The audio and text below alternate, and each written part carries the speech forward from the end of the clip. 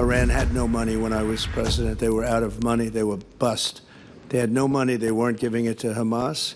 They weren't giving it to Hezbollah. They weren't giving it to anybody because they didn't have any money.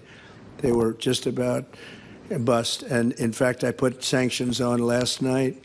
Any oil that anybody takes from Iran is not allowed to do business in the United States of America. President Donald Trump just dropped a bombshell, threatening sanctions on anyone buying Iranian oil. This comes right after U.S.-Iran nuclear talks hit a snag. Trump took to social media with a bold warning. All purchases of Iranian oil or petrochemical products must stop now. He didn't stop there. He said any country or person buying from Iran will be completely cut off from doing business with the U.S. That's a huge statement. But how's he going to pull it off? Secondary sanctions on entire nations? That's a big question mark. Let's zoom in on why this is such a big deal. Iran's oil exports are a lifeline for its economy, and Trump's threat is like a direct shot at their financial core. But enforcing this? That's where things get murky. Secondary sanctions could hit banks, companies, or even governments dealing with Iran, but pulling that off without sparking a bigger conflict is no easy feat. Now, this move is risky, especially with China, Iran's top oil buyer.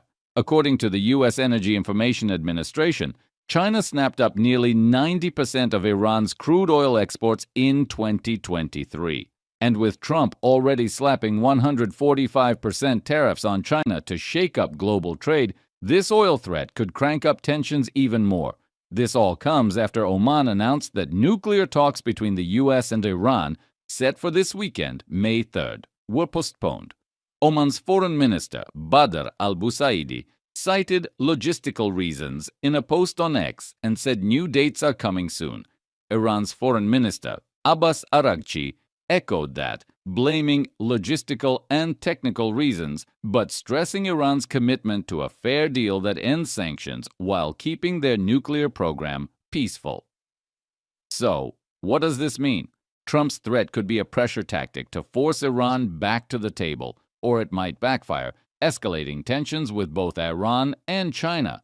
Iran's shown it's not afraid to push back, and China's not exactly known for bowing to U.S. pressure. If Trump overplays his hand, we could see a bigger diplomatic or even economic standoff.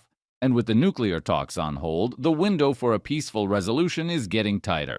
The postponement of talks leaves everyone in limbo, and with Oman mediating, all eyes are on when those new dates drop.